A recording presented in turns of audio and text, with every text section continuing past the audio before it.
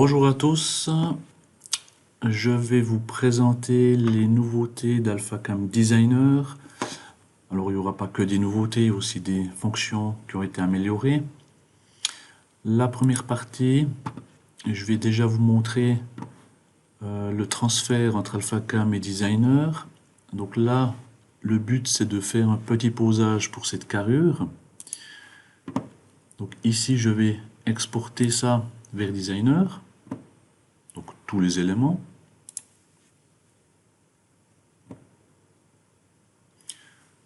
Donc Designer va s'ouvrir.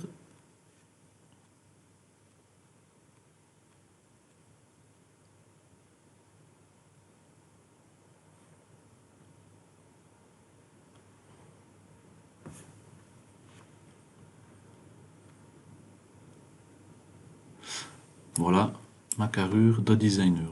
Donc, le but ici c'est de créer un posage pour venir fixer cette pièce.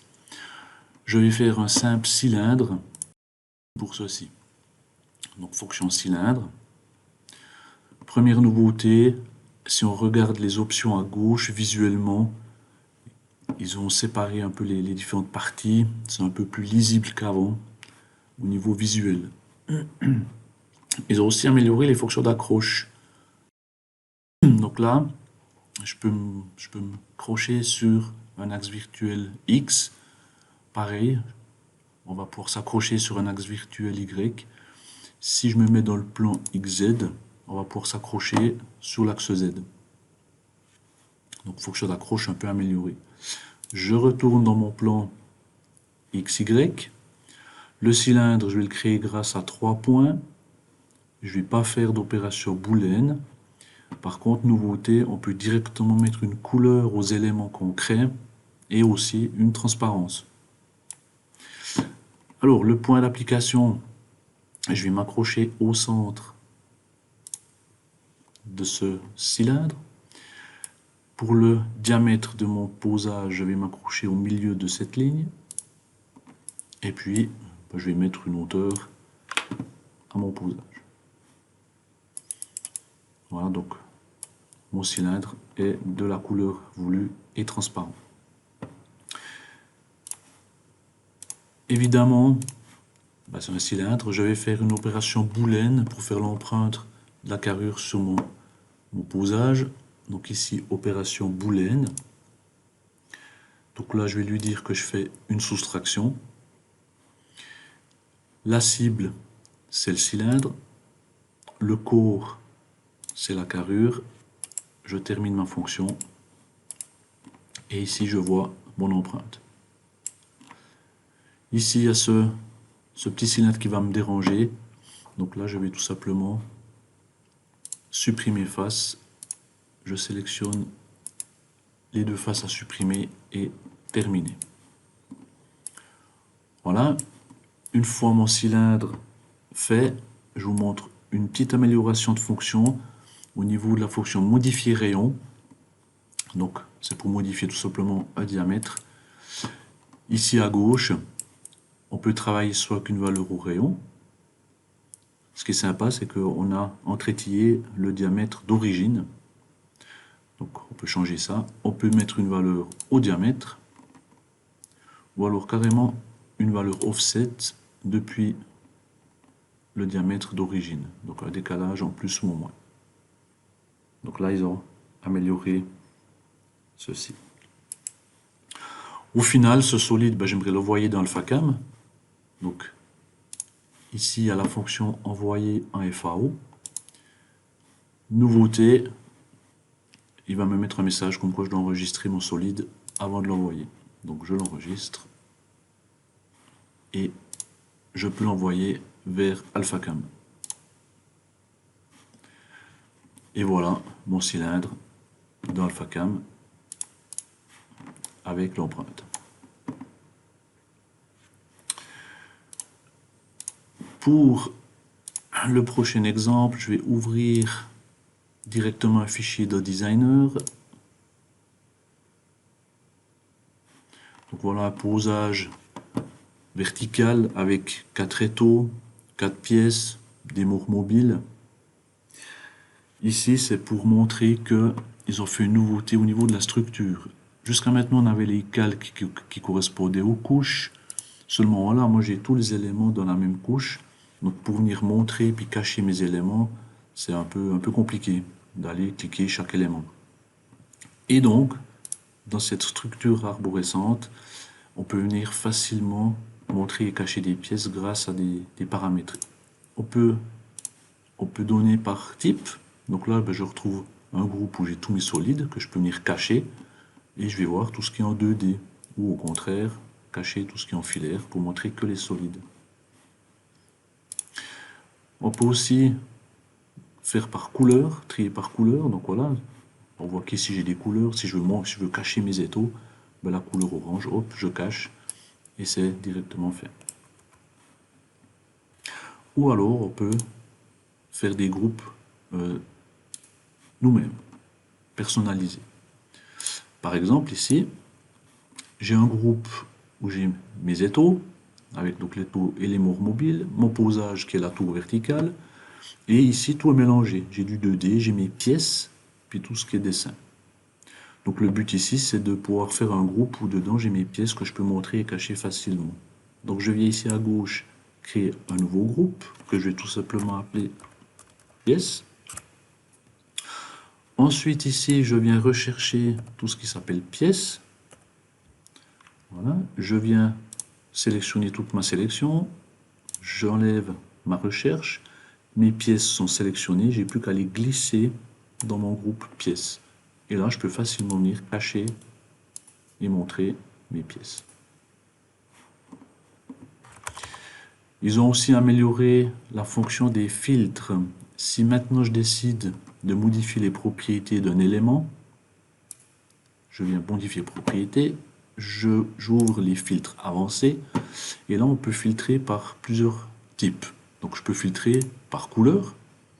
Donc là je peux venir obtenir la couleur d'un élément, par exemple un mort. Voilà. Et si je viens ici, tout sélectionner, il va me sélectionner tous les éléments de cette couleur-là. On peut aussi filtrer par nom, par exemple.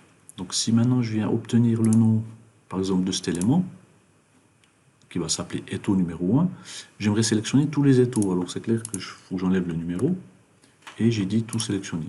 Et il va me sélectionner tous les éléments qui commencent par le nom étau. Donc ça c'est une nouveauté. Voilà pour cette pièce. Je vais ouvrir une autre pièce.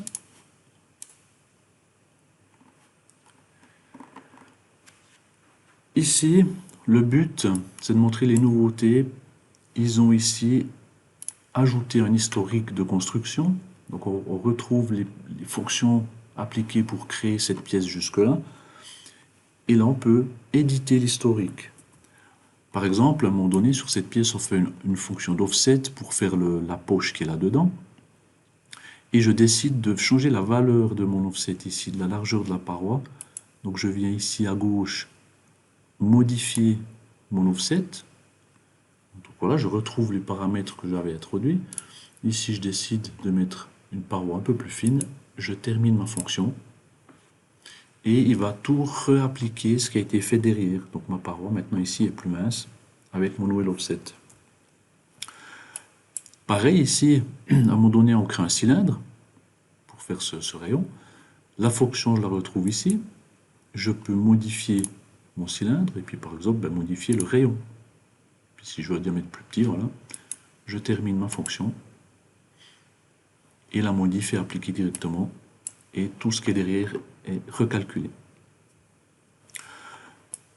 Les rayons que j'ai mis en couleur verte, je peux aussi les modifier. Donc ici, on va retrouver la fonction congé que je peux modifier. Je peux mettre ici une autre valeur de rayon. Je termine ma fonction, c'est terminé. Dernière modif que je vais appliquer sur l'historique, c'est cette barre ici centrale. J'aimerais la faire beaucoup plus large. Donc à un moment donné, ça se crée avec ici la fonction parallélépipède que je viens modifier. Voilà, je viens monter ma largeur, je mets 20 mm, je termine ma fonction et c'est terminé. Autre nouveauté intéressante, ils permettent de modifier le solide en allant cliquer des éléments sans prendre de fonction à la base. Par exemple, si je viens cliquer cette ligne, on va remarquer qu'elle fait 75 de long. Donc je peux directement ici modifier la valeur de ma ligne et on voit que le solide derrière s'adapte automatiquement. Autre exemple, ici, si je clique cette face, il va me trouver qu'un rayon de 50. Donc là, je peux très facilement venir modifier la valeur de mon rayon, donc sans prendre de fonction directement sur le solide. Ici, pareil, dans le même esprit, j'ai une poche avec des parois verticales. Si je décide de mettre une dépouille dans ces parois, je clique une face interne, il me propose un angle de dépouille et ça vient me dépouiller toutes les faces qui sont tangentes qu'il y a dans cette poche. Donc directement sur le solide. Pareil, le chanfrein ici, si je clique sur mon chanfrein, il va détecter que j'ai un chanfrein de 1 mm. Je peux très bien facilement modifier ma valeur pour mettre ici 2 mm sans prendre de fonction ici dans le menu en haut. La fonction texte aussi a été améliorée. Ici, j'ai écrit un texte sur 3 lignes. Là, comme dans Word, on peut justifier à gauche, au centre ou à droite. L'application a été aussi améliorée. Il suffit de présenter sur la face où on veut mettre le texte. On peut s'accrocher au milieu maintenant. Voilà, on valide. Le texte est directement posé sur la face. Je sors de la fonction. Autre amélioration, au niveau des plans, ça a été amélioré. Il suffit de cliquer sur l'origine ici, de venir cliquer sur la face où on veut mettre le plan. Le plan est directement créé sur la face. Pareil, je refais un plan là. Sur cette face-là, le plan est directement créé. Ces plans se retrouvent ici. J'ai toujours mon zéro global et les deux plans que je viens de créer. Autre amélioration, si je viens créer un solide à côté du solide existant, avec un angle à 0,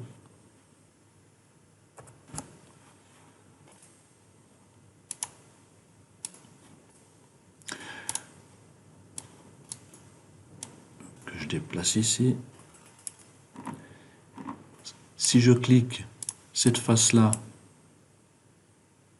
et cette face-là, ici on a une distance qu'on peut directement changer.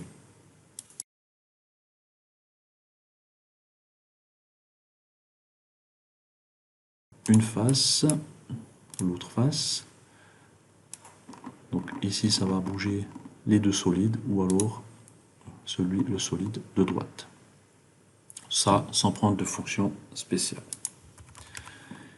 Et dernière petite chose, on peut maintenant désormais enregistrer les fichiers en format CATIA V5 ou V6.